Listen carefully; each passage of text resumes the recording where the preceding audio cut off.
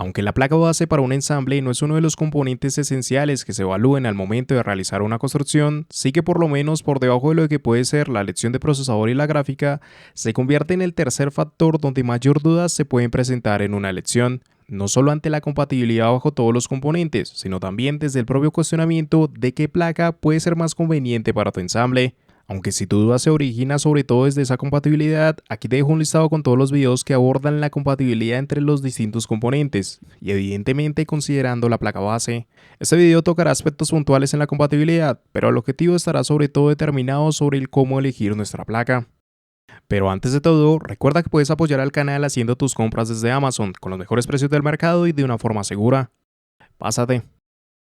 El cómo escoger una placa está directamente ligado sobre la compatibilidad. Ir evaluando si cada componente que tienes en mente es compatible con aquella placa base constituye el principal paso a dar ante cualquier decisión. Para ello, como te dije, ese listado de videos en las etiquetas te puede ayudar dentro de tu elección. Pero aún sobrepasando esto, se sigue quedando una gran cantidad de opciones a escoger, y desde ahí es donde sobre todo nos centraremos, como por fuera de la compatibilidad dar una elección. Por lo menos el primer paso que yo haría es mirar la cantidad de M.2 que se admiten, algo que suena poco coherente, ya que parece un aspecto aislado como cualquier otro, pero en realidad dice mucho de la placa su cantidad de M.2, y es que el estándar por lo menos hoy en día es dar aumento a esos M.2 conforme se da paso a nuevas gamas, y se reafirma aún más la mejora de la gama si es que no tan solo se salta en nuevas conexiones, sino que se apoya a las mismas con mejores versiones o inclusive cuidados como puede ser la disipación. La cuestión con eso es que aumentar la cantidad de esas conexiones más la suma de esos cuidados normalmente te llevará ante las mejores placas, ya que en hilo de esas mejoras muchas veces se puede llevar de su mano la mejora del URM, la mejora de un códec de audio, entre otros aspectos.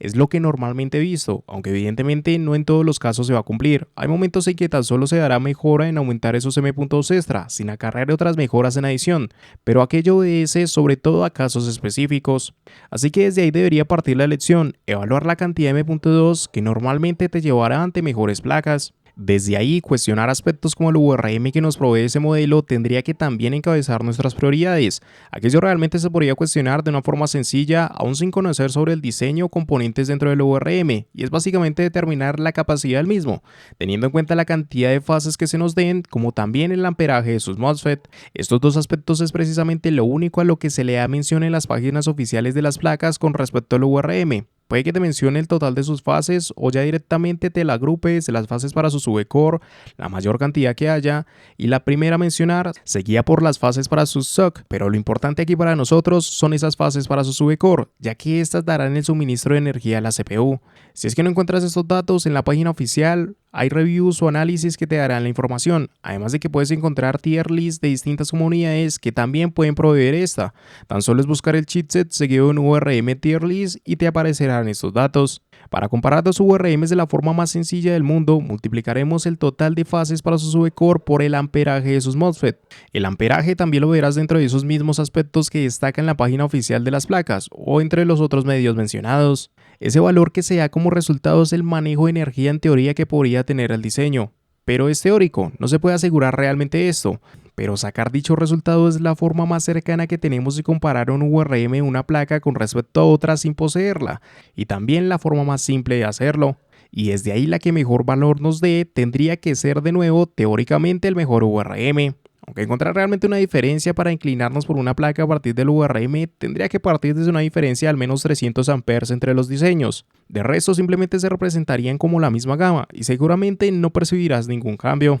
Aquello que te indico es una forma simple de comparar, juzgar al 100% cuál sea la placa con mejor URM, en principio te tendría que llevar hacia la práctica, y aún así el veredicto podría quedar en duda ante dichas condiciones. Y aquí entra el punto final al escoger una placa base en su URM, ya que en la mayoría de los casos en realidad es absurdo escoger una placa por el URM. Ten en cuenta que modelos de la gama de entrada inclusive te pueden dar el soporte a procesadores dentro de la gama más alta, y eso no es en vano, realmente es que aquellas placas tienen que validar ese soporte. Evidentemente eso puede estar algo condicionado, ya que se puede jugar con el TDP del procesador para que no se den problemas, bajando a su vez su rendimiento, pero aquello se vería ante los chipsets de las gamas de entrada, algo como A620, H610, A520 entre otros, y donde tan solo pensar en una combinación con procesadores OPES de gama es absurdo. Así que la probabilidad de escoger un VRM que no esté acorde con tu procesador es realmente baja, considerando que prácticamente cualquier placa compatible te dará soporte y que la propia coherencia de escoger un modelo acorde al costo de la CPU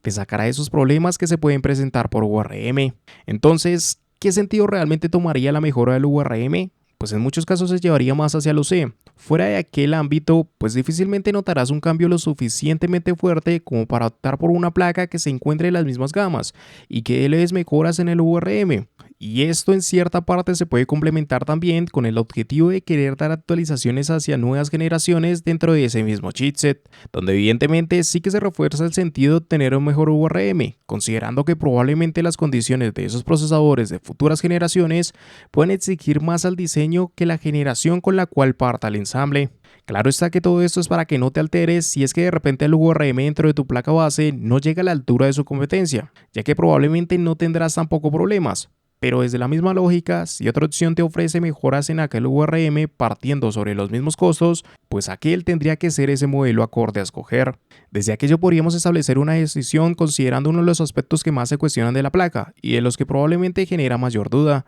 Sin embargo, pues no solo eso se cuestionaría dentro de aquellos productos, y desde ahí es donde tendría que saltar a mirar todo el esquema de conexiones que se nos suministren y cuestionar que esas mismas conexiones no limiten nuestras necesidades, ver cuántas conexiones para SATA se necesitan, cuántas hacia USB se requieren o si es que vas a añadir conectividad inalámbrica. Entonces, fuera de aquella obviedad que evidentemente tendrás que ir respondiendo acorde a lo que busques, deberíamos responder si tenemos un soporte idóneo, por ejemplo con la RAM, entender cuál es el modelo más conveniente para las memorias que estemos escogiendo, lo cual es complicado ya que no hay una certeza de que una placa te pueda dar el soporte a un X módulo con frecuencias muy elevadas. Esto es normal, ya que cualquier frecuencia por encima de esa frecuencia base que nos indique la placa se alcanza con OC u overclock. Independientemente de si es manual o con perfiles ESPO o XMP, seguirá siendo overclock. Y el overclock es impreciso, partiendo de que el mismo puede estar dependiente de la CPU, de la placa y de la propia RAM, y la alteración de cualquiera de esos puntos puede limitar el soporte con frecuencias más altas. Por ende, alcanzar ciertas frecuencias puede ser imposible, aunque la propia placa y módulos indiquen lo contrario,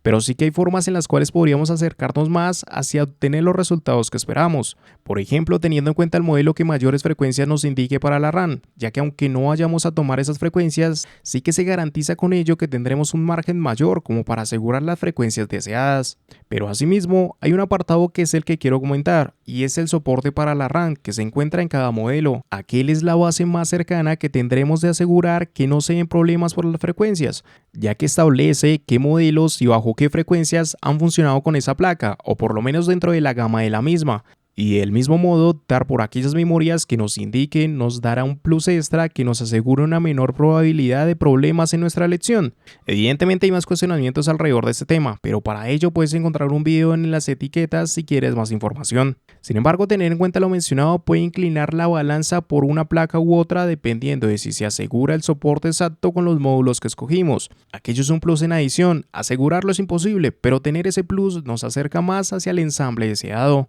De esta manera podemos ir descartando hasta cierta parte de cada placa e ir reduciendo la elección por los modelos más convenientes. Pero también deberíamos estar jugando con otros aspectos, como por ejemplo sería la conectividad que se nos aporte por USB, tener en cuenta en principio la cantidad de conexiones que se nos den a través de su backplate, pero también teniendo presente si las versiones de esas mismas conexiones mejoran entre los distintos modelos, además de cuántas conexiones para USB-C se nos aportan si es que las requerimos, porque también en muchos casos la idea de más conexiones de tipo C nos lleva a orientarnos por modelos que precisamente lo único que tienen que destacar es eso, y donde en algunos casos ni siquiera se emplean dichas conexiones.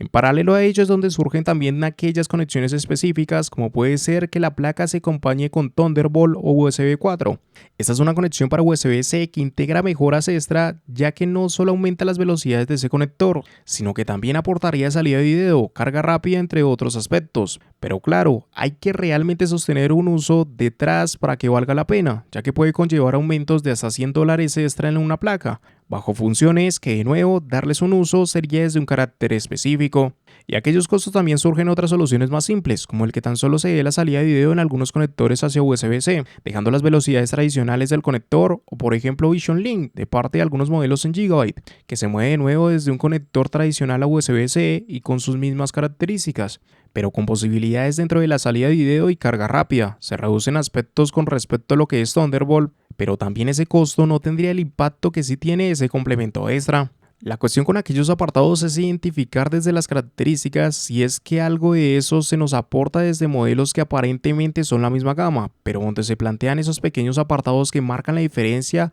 a favor de alguna de esas alternativas. Desde las mismas condiciones, ya centrados en el tablero y la conectividad para el gabinete, pues tendremos que adaptar la placa según las necesidades del propio case, suplir cuántas conexiones AC USB son necesarias y teniendo en cuenta las versiones de esos conectores, así como si es necesario encabezados AC USB-C para el gabinete, donde también se pueden identificar aspectos extra como el que se le incorpore carga rápida a esa conexión hacia USB-C para ese gabinete, siendo otro complemento extra que puede aportar en aquella decisión. Todo aquello deberíamos cuestionarlo e ir sacando del camino las opciones que nos den peores condiciones, algo que también se podría llevar hacia otros terrenos como lo es el audio, donde normalmente difieren bastante las placas, dando no solo cambios a la distribución de sus conexiones, sino a los codecs de audio que se nos añaden, los componentes extra o cuidados que se nos integren como mejoras ante ese audio. Todo ello varía mucho dentro de lo que son placas que tendrían que representar la misma gama. Y probablemente la forma más sencilla de clasificar esas placas según el audio es por el códec de audio que posean estas, donde actualmente tendríamos desde la ALC897 a ALC1200, 1220,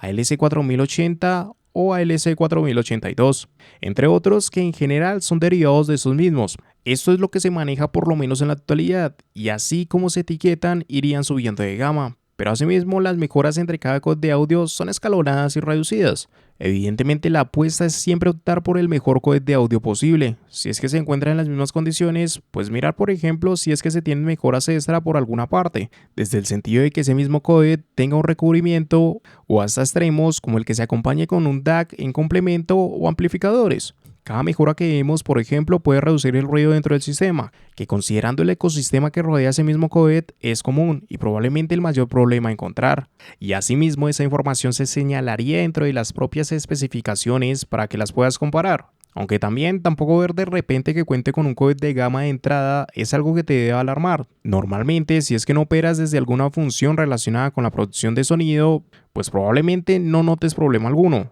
Y aún ante esos casos, inclusive se opta por soluciones externas antes que recurrir al propio códec de la placa. Así que en realidad es factible que hasta una LC897 pueda desempeñar un buen papel en el día a día. Tampoco me iría hacia esos extremos, creo que lo mejor es movernos alrededor de la LC1200, pero de nuevo no hay que alarmarnos porque vayamos a tener un audio deplorable y con opciones de menor gama. Del resto de los añadidos, nuestros cuestionamientos serán más directos, comparar la cantidad de conexiones necesarias para los ventiladores, teniendo presente también la iluminación de estos, e ir descartando opciones según esas configuraciones que deseemos, o integrando complementos en adición como un Node Core de ser necesario. Todo será más una comparativa según esas necesidades que puedan surgir, tal cual como las exigencias que podamos ver dentro de la conectividad para Internet, siempre intentando escalar por las mejores tarjetas para Wi-Fi que nos den esas opciones, ya que al igual que como en los codecs de audio, es un aspecto que da bastante variación aún dentro de productos de una misma gama. Pero aquí sí que no hay mucho misterio y simplemente es optar por la que mejor conectividad nos suministre. De igual manera se verán complementos extra que refuerzan esas decisiones, como puede ser la suma de utilidades a esos tableros, desde lo que puede ser simples identificaciones de errores hasta los sistemas manuales de actualización de BIOS, limpieza del CS Modes, modos seguros, así como el inicio del sistema entre otras funciones que pueden complementar al tablero y por mínimas que parezcan pueden reforzar la decisión entre los distintos modelos. Y realmente desde todos esos añadidos que puedes seguir comparando, ante lo único que creería que puede surgir una duda es por los problemas por anchos de banda compartido entre conexiones. Esos son limitantes que puede tener cada modelo y hasta un mismo chipset, donde se distribuye una X cantidad de líneas entre dos conexiones. Por ejemplo, tener un PCI Express X16 que comparta ancho de banda con un M.2, haciendo que usar las dos conexiones en conjunto fuercen al PCI Express a ya no correr por 16, sino pasar a correr por 8. Todo aquello con respecto a esto se pone como notas extra dentro de la placa, por ejemplo señalando que se deshabilitan las conexiones para SATA si se añade un M.2 de tipo SATA, y el que no nos afecte por lo menos esto se lleva más hacia la planeación desde el sentido de tener en cuenta que tendremos esos limitantes, pero probablemente el que más dudas cause son las limitaciones del PCI Express principal. Aquel factor de que, por ejemplo, se le quiten 8 líneas a su conexión, si es que ésta está compartiendo ancho de banda con un M.2 u otro PCI Express. Y es una duda razonable, ya que dicha conexión dará funcionamiento a la gráfica, y pasar a esas 8 líneas puede generar duda. Y lo primero a mencionar es que esas 16 líneas desde PCI Express 4.0 o 5.0 no hay gráfica en el mercado que realmente las colapse, de ahí que precisamente se opte por decisiones como estas, de compartir sus líneas con otras conexiones, y aquello lo puedes ver desde el gaming por ejemplo, donde la pérdida de rendimiento tras este cambio casi que recae en un 1% de diferencia en el peor de los casos. Claro está que ese escenario puede variar según la tarea, pero de nuevo notar un cambio significativo es complicado, y aún más si por ejemplo las líneas de la placa están desde PCI Express 5.0 y las de la gráfica en PCI Express 4.0, como es que pasa en muchos de los modelos en la actualidad. Así que aunque suene alarmante, esa pérdida de líneas para nuestra gráfica llega a ser insignificante dentro del rendimiento real de la misma. Aparte de esto, hay más problemas de este estilo, ya sea porque se vaya a deshabilitar un M.2 de la placa si se usa otra conexión o si es que se pierden otros PCI Express secundarios. Pero como te digo, es más asumir esos limitantes y ver si es que se adecúan al ensamble que tengas en mente. Además, también hay que tener en cuenta que esos limitantes no solo pueden venir por la placa, sino también por la CPU. Algunas de esas líneas vienen directamente desde el procesador. Evidentemente, optar por una u otra opción de distintas gamas o grupos puede sumar o no problemas por anchos de banda compartido entre conexiones. Por lo cual, de nuevo es asumir si afecta o no nuestra construcción y no alarmarse ante algunos aspectos que seguirán funcionando adecuadamente aún teniendo presentes sus problemas. Como ves, hay muchos aspectos que podemos ir cuestionando para ver hacia qué modelo inclinarnos e inclusive podemos seguir comparando, pero aún ampliando esa comparación desde distintos puntos, es probable que sigamos llevando distintos modelos a esa elección final. De ahí también que lo primero que mencioné fuese aquel factor de los M.2, porque es que tener una misma cantidad de M.2 con cuidados y versiones similares de sus conexiones ya nos mueve por lo menos a la misma gama y terreno, ahorrando muchos de esos caminos en comparativas y llevándonos a lo que es probablemente esa misma selección final de modelos. Pero aún ante ello, la decisión no es completamente clara, considerando que es raro que una única placa se destaque sobre su competencia desde cada aspecto detrás de la misma. Lo normal es que una se destaque bajo un aspecto, la siguiente se destaque por otro y así sucesivamente, por lo que se devuelve el cuestionamiento de qué es lo que estamos buscando para ese ensamble, y del mismo modo dar respuesta de qué placa sea más conveniente, además de añadir a ello los gustos personales, ya que esos pequeños aspectos extra que podemos seguir comparando tampoco serán factores decisivos como para optar por un modelo u otro, van a ser pequeñas características que no tienen el suficiente peso como para orientar la decisión sobre algún modelo en cuestión, por lo que deberíamos ya empezar a interponer dentro de esa decisión aspectos personales como el gusto detrás del diseño de la placa en cuanto a su iluminación o la propia estructura, hasta lo que sería la confianza por la misma, y ahí sí que tendremos esa respuesta final de qué modelo deberíamos elegir. Y recuerda que si te sirvió este video puedes apoyar al canal haciendo tus compras desde Amazon con los mejores precios del mercado y de una forma segura. Pásate.